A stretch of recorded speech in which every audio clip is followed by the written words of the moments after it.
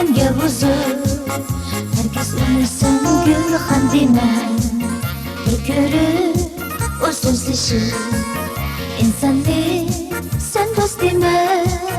Qiladi u tulkilik bilib yursan do'stim deyman.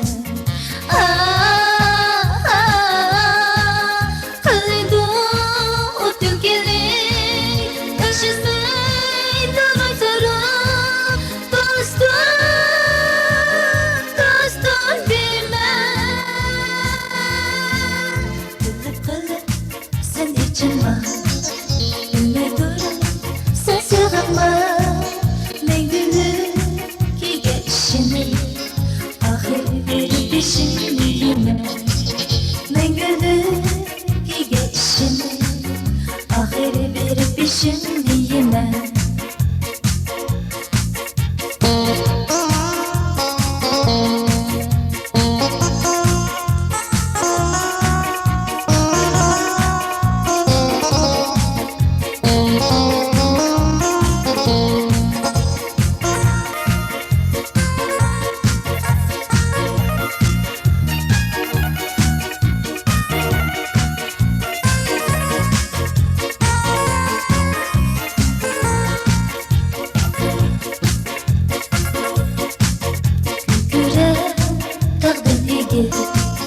Yolda köygen bile vermese tenge huzur.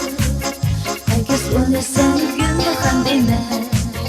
Bir ko'rib o so'zlashib insonni sen do'st deyman.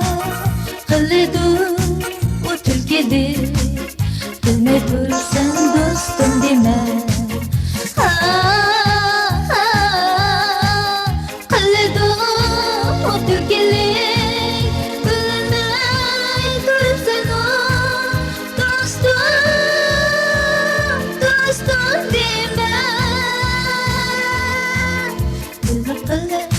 Sen içinma, bilmey durun, sen sığınma.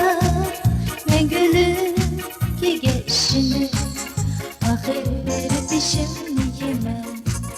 Men gülüm